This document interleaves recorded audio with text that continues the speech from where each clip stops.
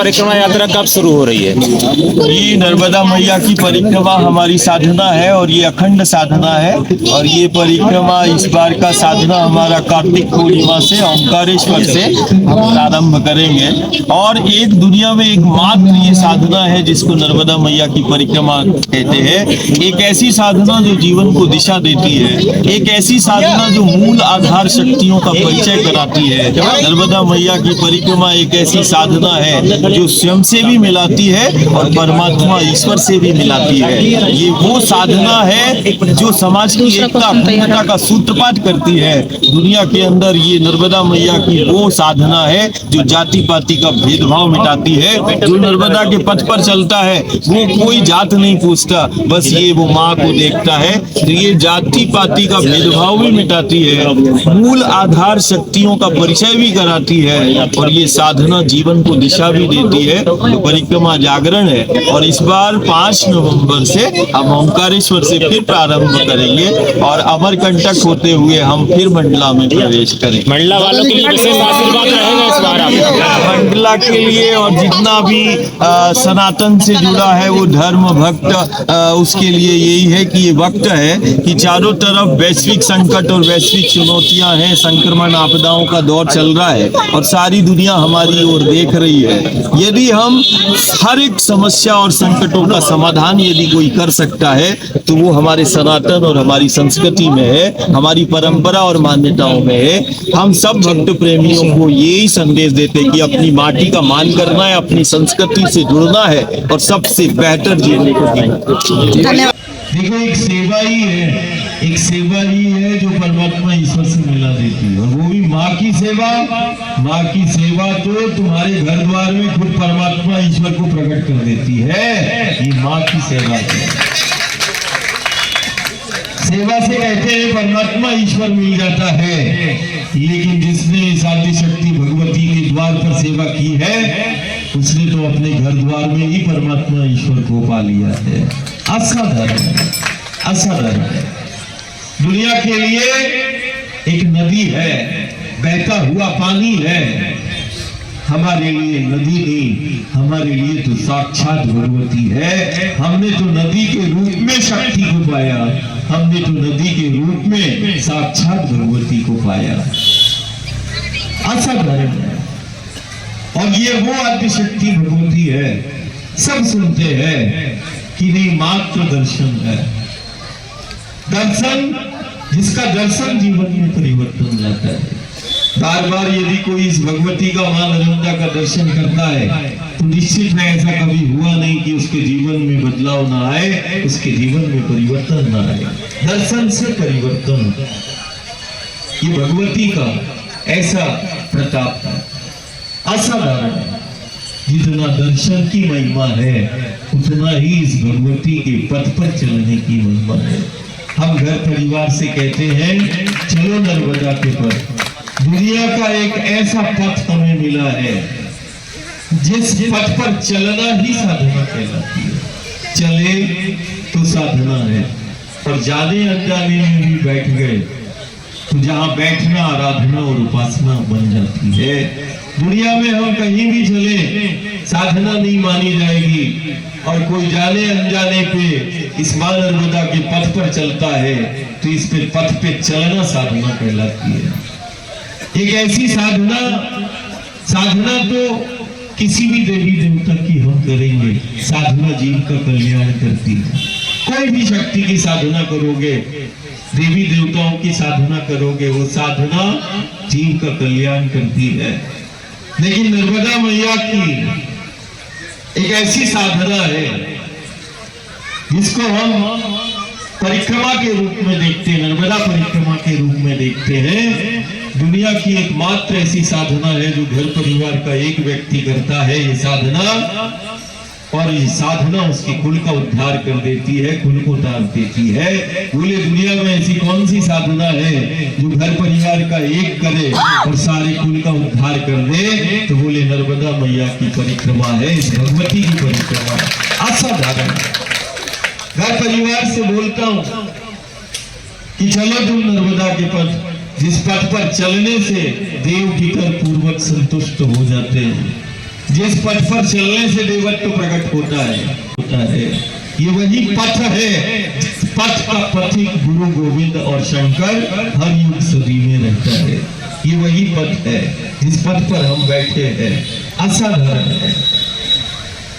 कोई भी रचना हम देख रहे हैं, कोई भी निर्माण देखें, कोई भी संचालन देखें, हर एक संचालन के मूल में मैंने इस माँ को देखा है, पाया है। ऐसी कोई रचना मैंने नहीं देखी इस जीव जगत ब्रह्मांड में जिस रचना के मूल में इस भगवती माँ नर्मदा को न देखा हो।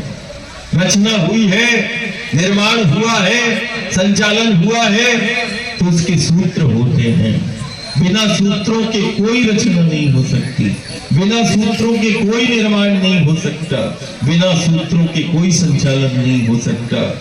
जिसे हम और दुनिया जिसे नदी के रूप में और जिसे हम माँ के रूप में देख रहे हैं, ये वो आद्य शक्ति भगवती है जो सूत्रों को प्रकट करती है। ये सूत्रों की अधिष्ठात्री शक्ति है।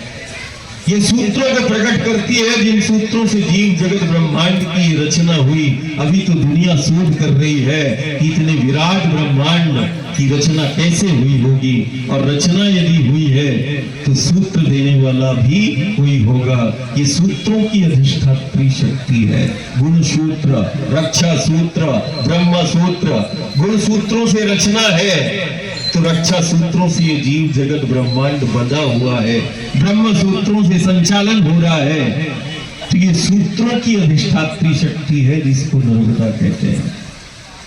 नर्मदा मैया की परिक्रमा है। कई घर परिवार ये प्रश्न उसके चित्त के अंदर आता होगा कि नहीं, शक्ति तो गंगा के रूप में भी है, शक्ति तो यमुना गोदावरी कावेरी के रूप में भी है, लेकिन नर्मदा की भी परिक्रमा क्यों? इस परिक्रमा से हमारे जीवन का क्या संबंध? परिक्रमा से सिर्फ जीवन का ही संबंध नहीं, परिक्रमा का इस जगत से और ब्रह्मांड से भी संबंध है। तुम थोड़ा अपने ऊपर ध्यान दो। किसी भी जीव को देखो, जीवन को देखो, इस जगत को देखो, ब्रह्मांड को देखो,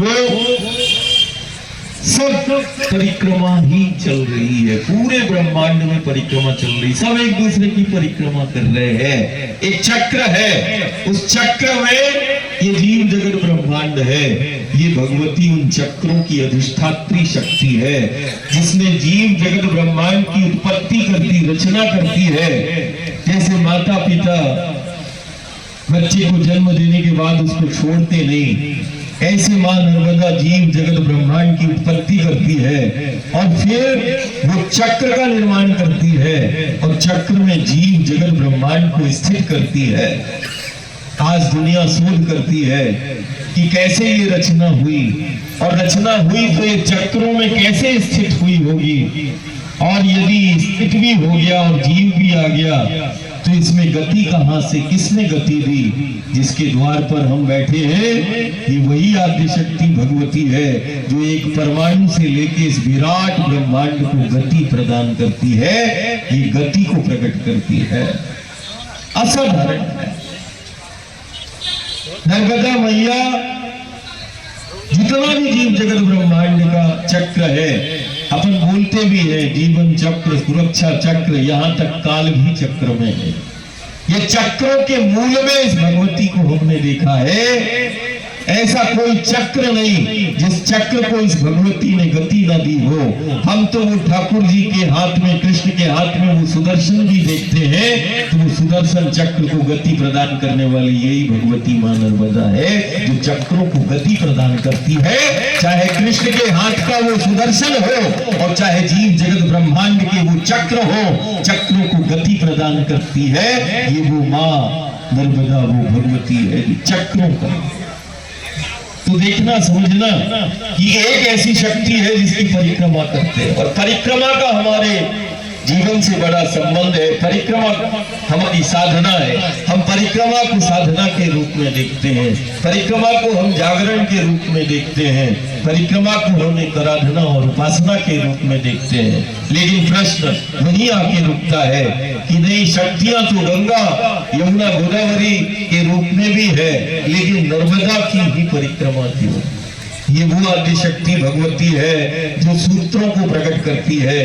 ये वो आदि शक्ति भगवती है जो चक्रों का निर्माण करके चक्रों को गति प्रदान करती है। और इस भगवती के यदि तट और पथ पर कोई चलता है तो जहां चलने से चक्रों का समन्वय और बनता है, ये वो मां नर्मदा है जो चक्रों को सिर्फ गति ही प्रदान नहीं करती, ये चक्रों का समन्वय और संतुलन भी बनाती है। इसीलिए नर्मदा मैया की परिक्रमा वो योगी जन योगियों ने प्रारंभ की। पहली परिक्रमा मार्कंडेय महामुनि ने की, एक बालक ने परिक्रमा की। और फिर जो परिक्रमा का सिलसिला चला इस साधना का, कारण मार्कंडेय के चित्त में आया कि नहीं, ये भगवती को सब में पाया, जीव में, जगत में, ब्रह्मांड में, चक्रों में, सब में पाया।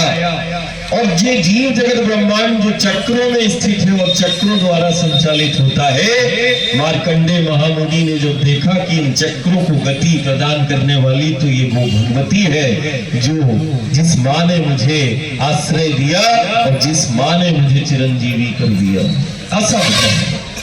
तो चक्रों नर्मदा की मैया की परिक्रमा इसीलिए, कारण ये दुनिया का एकमात्र पथ है जिस पथ पर चलने से चक्रों का समन्वय और संतुलन बन जाता है। चलने से चक्र को जागृत करने के लिए बहुत सारी विधियां हैं, बहुत सारी साधनाएं हैं, लेकिन दुनिया के अंदर एकमात्र साधना है नर्मदा के पथ पर चलना और वो परिक्रमा जहां चक्रों का समन्वय और संतुलन बन जाता है। ये वो पथ है जहां चक्र जागृत हो जाते हैं, जिस पथ पर चलने से चक्र जागृत हो जाते हैं। कभी विचार करना कि जल के रूप में जो शक्ति मिली है, हम जो जिस शक्ति को देख रहे हैं, जिसका हम दर्शन कर रहे हैं, विचार करो कि वो गर्भ में एक तरफ शिवलिंग का निर्माण करती है। कौन सी भगवती है ये जो शिव की देह से जिसका प्राकट्य हुआ, शिव की देह से जिसका प्राकट्य हुआ, वो आद्य शक्ति राज राजेश्वरी का ही है। ये मैंने देखा कि गर्भ में बच्चे को वो नारी वो शक्ति करती है, लेकिन ये कौन सी शक्ति है जो गर्भ में शिवलिंग का निर्माण करती है। और शिवलिंग क्या, शिवलिंग वो शक्ति का प्रतीक, ब्रह्मांड का प्रतीक। महादेव के स्वरूप का पूजन नहीं बताया, महादेव के उस प्रतीक का पूजन बताया जिसको हम शिवलिंग कहते हैं। और जिसने शिवलिंग को पूज लिया, शिव शक्ति दोनों की उपासना हो गई, आराधना।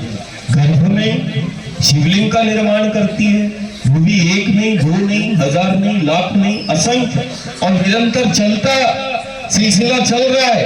असंख्य शिवलिंग का निर्माण गर्भ में करते हुए मां उसको प्रकट करती जा रही है, प्रकट करती जा रही है। विचार करना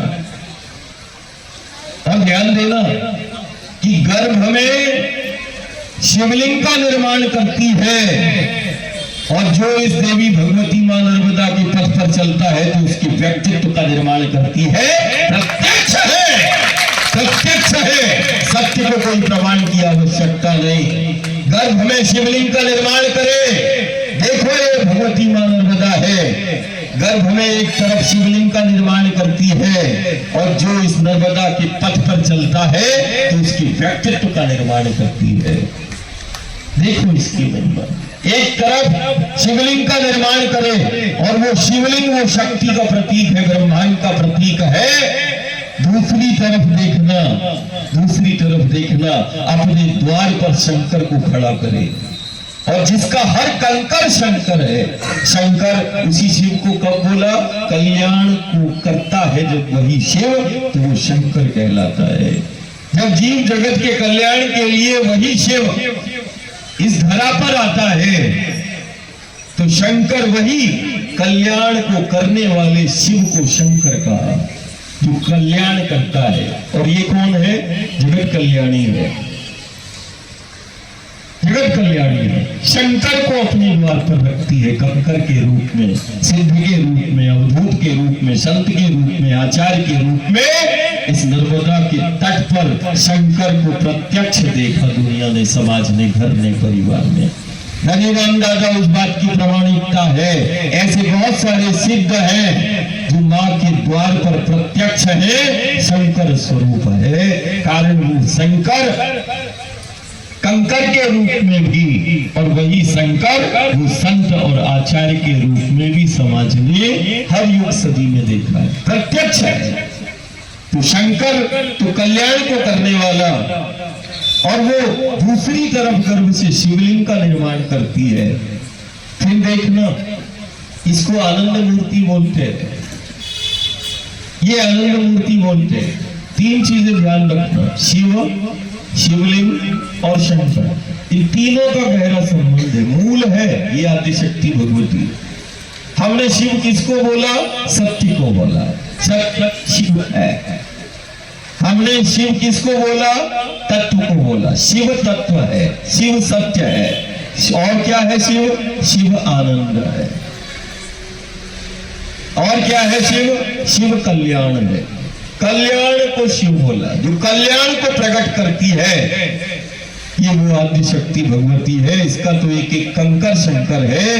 एक एक कंकर भी उठा के ले जाओगे तो वो जीव का नहीं, जगत के कल्याण करने में इस नर्मदा के तट का एक एक कंकर सर्वशक्ति संपन्न है, समर्थ है वो कंकर। तो कंकर कल्याण को करने वाला वो शंकर को बोला, लेकिन हमने शिव जो है वो आनंद को बोला, कल्याण को बोला, सत्य को बोला और तत्व को बोला। जब वही शिव सत्य के रूप में आएगा तो वो हमारा आधार हो जाएगा इस जीव जगत का, और शिव वो तत्व है तो फिर हमारा और इस ब्रह्मांड का अस्तित्व होगा। शिव मेरा अस्तित्व है, अस्तित्व के रूप में तत्व है, और सत्य के रूप में आनंद है। वो शिव कि तुम जगत को आनंदित कर सकते हो, और वो आनंद रूपी शिव को यदि प्रकट करना है तो इस आनंद मूर्ति के द्वार पर बैठना है। यहाँ तो बैठने और चलने से वो आनंद रूपी शिव प्रकट हो जाता है। ये आनंद मूर्ति कहलाती है। असाधारण, हम निशब्द है। माँ को देखा, माँ सिर्फ जीवन ही नहीं देती, एक माँ ही है जो बच्चों को जीना सिखाती है। यदि हमने माँ का दर्शन भी किया है यदि बारंबार, तो प्रमाण है ऐसे गांव नगर में हजार। यदि किसी ने बारंबार इस माँ का किया है दर्शन बारंबार, तो गांव नगर में मिल जाएंगे हजार प्रमाण। जीवन में परिवर्तन आया होगा, ऐसा संभव नहीं है कि जिसने माँ को देखा उसने जीवन को न पाया हो और जीवन में उसकी बदलाव न आया हो। ये तो वो भगवती है कि इसके दर्शन से माँ को देखते देखते जीवन को दिशा मिल जाती है, जिसका दर्शन करते करते दशा में सुधार आने लगता है, दिशा मिलने लगती है। असाधारण है। माँ ने जीना सिखा दिया। बोले कैसे सीखे? बोले माँ को देखते देखते जो है माँ जीना सिखा देती है, और एक माँ ही है जो बच्चों को आत्मनिर्भर बना देती है। यही वो माँ है जिससे हमारे गांव नगर आत्मनिर्भर है। यही वो माँ है जो हमारे गांव नगर संक्रमण और कई प्रकार की विघ्न बाधाओं से आज भी मुक्त है। दुनिया भयभीत है, संक्रमण और आपदाओं का शिकार हो रही। ये भगवती हमें बारंबार बचाती है। आज की सबसे बड़ी सेवा हो जाएगी इस सदी की कि नहीं। और ये साधना जो इतने वर्षों से हम कर रहे हैं, अब तो माँ को देखते देखते पहले जल पर चलते थे, चलते चलते चलते जब हमने माँ के उस वायुमंडल में, वायु कोष में प्रवेश किया, इस शरीर में अन्न कोष भी है, अग्नि कोष भी है, जल कोष भी है, इन सब को पार करते करते जब हम वायु कोष में प्रवेश किया और जब हमने उस वायु के स्वर को देखा इस विंध्याचल और सतपुड़ा के, तो हम निशब्द हो गए। वायु को हम आहार बनाकर चलने लगे और वायु परिक्रमा करने लगे। ये देखो प्रताप है, ये कोई सिद्धि विद्या नहीं है, ये केवल उस शक्ति की सामर्थ्य है कि देखो बालक को धीरे धीरे धीरे धीरे धीरे, आज यदि कोई बोले कि 30-40 किलोमीटर चलेंगे तो वो 1 गिलास पानी तो पिएगा और 2 टाइम भी खाएगा, लेकिन अब नर्मदा मैया के पथ पर चलना जब होता है तो चलते समय केवल वायु का आहार होता है। ये मैया का सामर्थ्य है, ये शक्ति है। आज तुम शरीर को देख रहे जैसे जल कलश में मैया का जल रख दो तो कलश पूजित हो जाता है। अपन कलश का पूजन करते क्यों? कारण उस कलश में नर्मदा का जल है। ऐसे ही तुम समझ लेना इस शरीर में केवल और केवल अब नर्मदा का जल और विंध्याचल की हवा है। अब सब लोग देश दुनिया का शोधकर्ता यही कह रहा है कि क्या है, और मैं बार बार यही कहता चला आया, माँ है, माँ है, माँ है ना। और कुछ नहीं, एक ही सत्य है, नर्मदा ही सत्य है। हमने इस सत्य को सब में पाया, हमने इस सत्य को सब में पाया, और यही सत्य का ध्यान रखना। दुनिया में बल तो हमने बहुत देखे होंगे तुमने, लेकिन एक बात ध्यान रखना, ये माँ के द्वार पर है। सत्य से बड़ा बल हमने आज तक नहीं देखा। सत्य सबसे बड़ा बल है,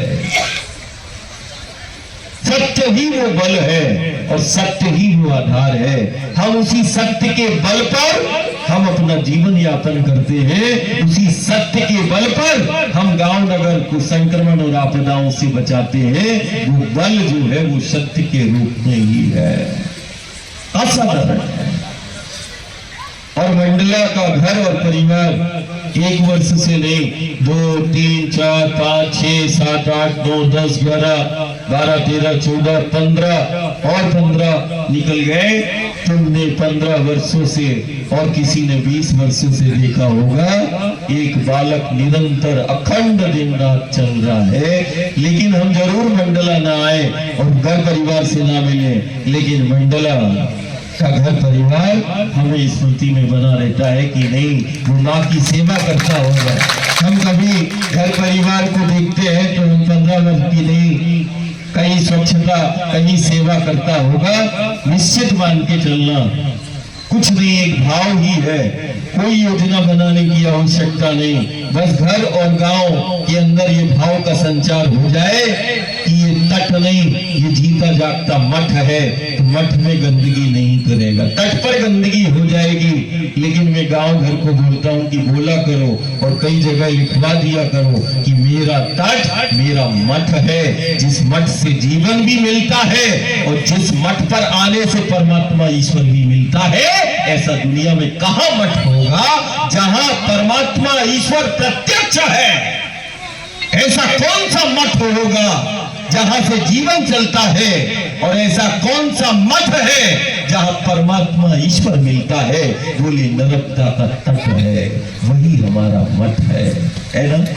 भाव बनाना है, संचार करना है कि ये तट नहीं, ये मठ है। जिस दिन हमारे अंदर ये भाव आ गया, कोई मठ मंदिर में गंदगी नहीं करता है, कोई मठ मंदिर को छेड़ता नहीं। कभी तुमने सुना किसी मठ मंदिर में मूर्ति रखी है, मठ को छेड़ता हो? नहीं, मठ को छेड़ने की वो कल्पना भी नहीं करता, लेकिन तट को छेड़ने की कल्पना हो सकती, कारण तट हमने माना है। भाव लेके चलना, गुरु क्या देगा? एक दृष्टि देगा, एक विचार देगा, एक भाव देगा। हम भी वही विचार, तुम एक ऐसे मठ में बैठे हो जहां परमात्मा और ईश्वर प्रत्यक्ष है। हम ऐसे मठ में बैठे हैं जहां से केवल जीवन ही नहीं चलता, ये मठ जीना सिखाता है, ये मठ अपनों से मिलाता है। ये वो मठ है जहां व्यक्तित्व का निर्माण हो जाता है। कारण ये मठ है, तो हमें सबसे पहले क्या करना है? मेरा तट मेरा, थोड़ा जोर से बोलना, मेरा तट मेरा तट मेरा तट मेरा तट। और जो इस तट पर गांव नगर है उसको ये गांव है तो मेरा गांव मेरा तीर्थ है, मेरा गांव मेरा नगर मेरा मथुरा और मेरा काशी है। अरे ये वही तो मठ है जहां अयोध्या मथुरा काशी वाला आता है। बोले कौन से मठ में बार बार आता है? अरे अयोध्या मथुरा में एक बार और नर्मदा के तट पर वही अयोध्या मथुरा काशी वाला बारंबार आता है। ये वही है, वही है, वही है।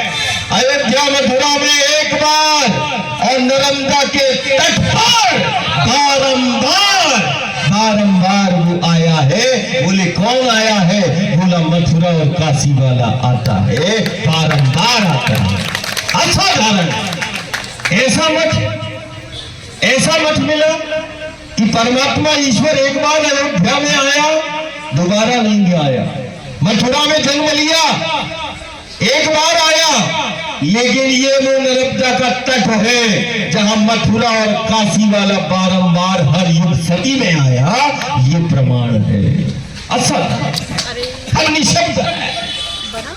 देखो उस मां नर्मदा को, जल नहीं, बहता हुआ पानी नहीं, चलती हुई भवानी है। ये जल की धारा नहीं, ये उस विचार की धारा है जिस विचार ने न जाने कितनी संस्कृति, कला और सभ्यताओं को जन्म दे दिया।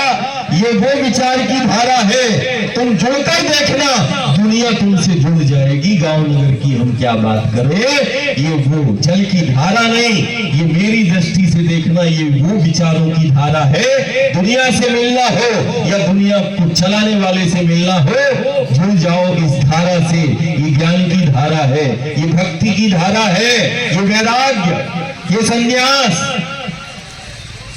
असाधारण ये धारा है। ये विचारों की वो धारा है जो ना जाने लाखों और करोड़ों जीवों को दिशा देती है। सिर्फ जल की धारा नहीं, ये ज्ञान की धारा है। ये केवल जल की धारा नहीं, ये नर्मदा भक्ति की धारा है। यदि भक्ति के जितने प्रकार हो, वो नर्मदा के तट पर प्रत्यक्ष है। ये शक्ति की धारा है, भक्ति की धारा है, ज्ञान की धारा है। ये वो विचार की धारा है जो विचार जीवन का ही नहीं जगत का आधार बन जाता है।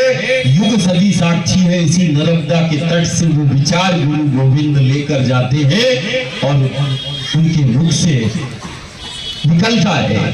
तो जो गुरु गोविंद के मुख से निकला विचार है, वो इसी धारा का प्रताप है।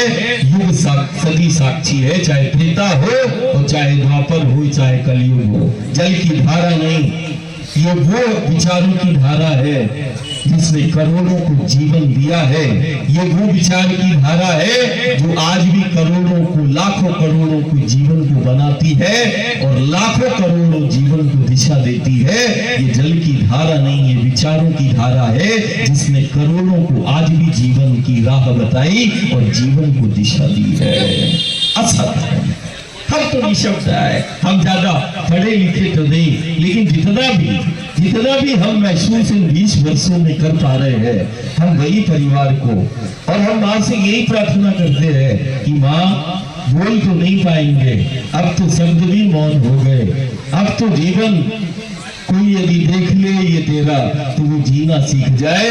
बस हमें ऐसे जीवन को जीना है कि कोई यदि तुम्हारे जीवन को भी देखे, कोई यदि हमारे जीवन को भी देखे, तो वो जीवन यदि हमारा देखेगा, जैसे हनुमान जी महाराज को देखा तो वो राम राम करता है, और ऐसा कोई यदि हमारे जीवन को देखे तो वो नर्मदे हर कहता है। ये सब जीवन है। और फिर से नर्मदा मैया की परिक्रमा आ रही है।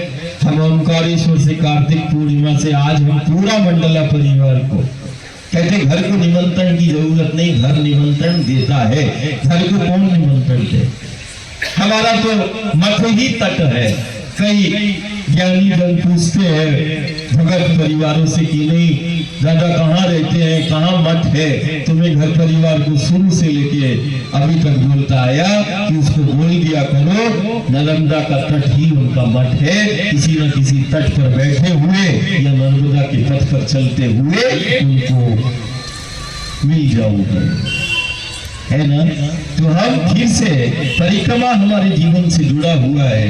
ये परिक्रमा को जागरण समझना, एक बार, 2 बार, 3 बार, ये चौथी वायु पर फिर से परिक्रमा होगी। और जब भी कहते दीपावली आती है तो कोई नहीं बताता दीप जल जाते हैं। वर्ष में ये तो मंडला और घर परिवार समझ गया है कि वर्ष में वो आए ना आए, लेकिन एक बार वर्ष में पैदल चलते हुए वो इसी गांव नगर से निकलेगा, और कोई बैठे ना बैठे वो अपनी माँ के साथ जरूर बैठेगा। हमने यही देखा है। हम तो माँ के संग बैठे हैं, लेकिन हम उसी तट पर, जिस तट पर तुम्हारा देव पितर पूर्वज है, आज वो भी प्रतीक्षा करता है कि मेरा कुल, मेरा वंश का बैठ जाएगा।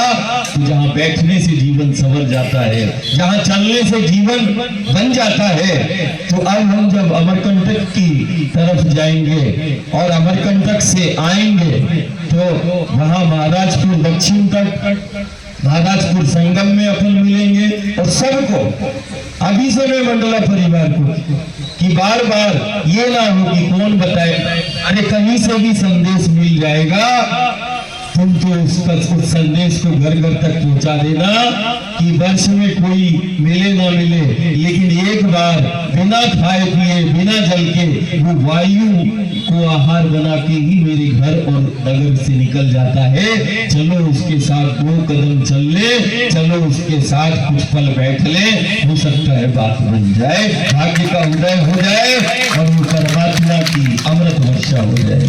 तो नर्मदा मैया के परिक्रमा कार्तिक पूर्णिमा चालू होगा और जनवरी के आखिरी तक या मकर संक्रांति के बाद हम इसी मंडला परिक्षेत्र से, तीर्थ क्षेत्र से निकलेंगे और खूब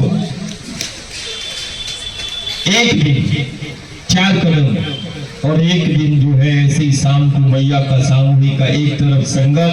अब उत्तर तट पे मेरी बड़ी इच्छा होती है कि उत्तर तट से भी निकल जाए एक बार, कारण ये उत्तर तट पर इस तरफ है तो बहुत सारी भ्रांतियां भी है, आने वाले समय में हम उसको दूर करेंगे। लेकिन उत्तर तट पर भी परिक्रमावासी आ सकता है, लेकिन उसको भ्रमित किया जाता है, इसीलिए वो रिप्ता घाट सिद्ध घाट तक नहीं पहुंच पा रहा है। लेकिन आने वाले समय में हम उत्तर तट पर भी, जब हम गुजरात से इस तरफ जाएंगे अमरकंटक, तो निश्चित है कि मंडला को एक बार नहीं 2 बार मंडला में बैठूंगा, एक तरफ उत्तर तट पर तो दूसरी तरफ दक्षिण तट पर बैठा है ना।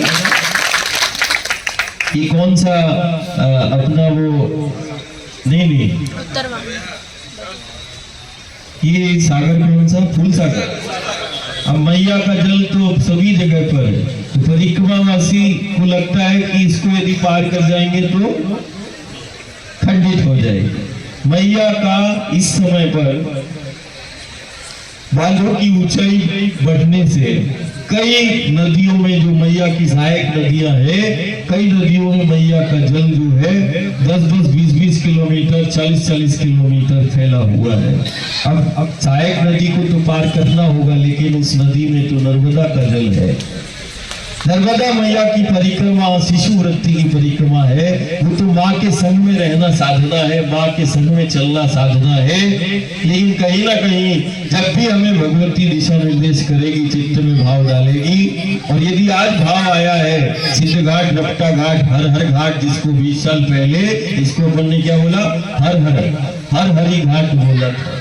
रिप्ता घाट, मैंने कहा भाई रिप्ता घाट क्यों बोलते, उस समय नलेश भी था, बाबा भी था, बहुत सारा भक्त प्रेमी था 17-18 साल पहले। तो मैंने कहा रिप्ता का है, रिपटते थोड़ी ना है, रिपटने से जहां बचना होता है वो रपटा घाट है ना। महेशमती और अच्छा, महेशमती असर। तो मैया की परिक्रमा की तैयारी करना, और वो परिक्रमा को उत्सव के रूप में, कुछ ना करो तो उस माँ की सेवा का संकल्प के साथ उस माँ के पथ पर 4 कदम चलेंगे, और परिक्रमा के दौरान एक रात्रि का जागरण मंडला के दक्षिण तट पे महाराजपुर में करेंगे। और जब मंडला जिले में प्रवेश हो तो तुम तो कहीं भी आ सकते हो, तुम तो पूरे पथ पर नहीं आ सकते हो, लेकिन परिक्रमा में अकेला दादा नहीं आता, परिक्रमा में जमात के साथ आता है। और जब जमात आती है तो अपना घर, अपना परिवार, अपना गांव नगर, ये तो परिवार जैसे है। अतिथि देवो भव, वो हजारों परिक्रमावासी जब आते हैं तो द्वार पर अतिथि का मान हो जाए, महादेव प्रसन्न हो जाते हैं। इसीलिए साधु का, संत का, और वो परिक्रमावासी के रूप में जो आ रहा है, हमेशा एक व्रत जरूर रखना कि परिक्रमावासी यदि अपने गांव घर द्वार से निकल रहा है तो जितना संभव हो सके हमें उसकी सेवा करना है। और यदि तट पर परिक्रमावासी की सेवा कर लिया, सदा व्रत कर लिया, तो मैं तो बोलता हूँ कि चाहे 1000 यज्ञ कर लो और चाहे नर्मदा के तट पर सदा व्रत कर लो, बराबर है। एक सदा व्रत यदि नर्मदा के तट पर यदि कोई घर परिवार करता है और यदि बारंबार कहीं सदा व्रत चलता है, तो निश्चित मान के चलना वो सहस्त्र कोटि यज्ञ के बराबर है। और हम तो कहते हैं कि नर्मदा के तट पर जो सदा व्रत, वो सदा व्रत भी यज्ञ है, लेकिन ये अश्वमेघ यज्ञ से कम नहीं है ना? सदा व्रत एक यज्ञ है, लेकिन नर्मदा के तट पर वो अश्वमेघ यज्ञ के बराबर है।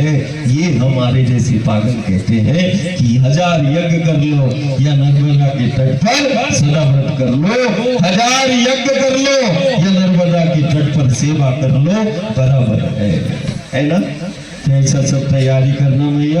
आज बहुत अमरकंटक से मैया के शक्तिपीठ से ही निकले, और अभी बहुत लंबा जाना, गुलसोर है, कहानी है, लखना दोन है, समय शायद 9-10 बज रहा है। यही 4 बजे का 5 बजे का समय था। मैंने कहा क्यों, अपना मंडला परिवार को क्या समय था? बोले दादा 4-5 बजे का था। और देखना ये आज तुमने सिद्ध कर दिया कि यदि कोई 4 घंटे प्रतीक्षा कर सकता है, तो मेरा वचन है तुझे 4 धाम का फल तेरे घर द्वार में मिलेगा।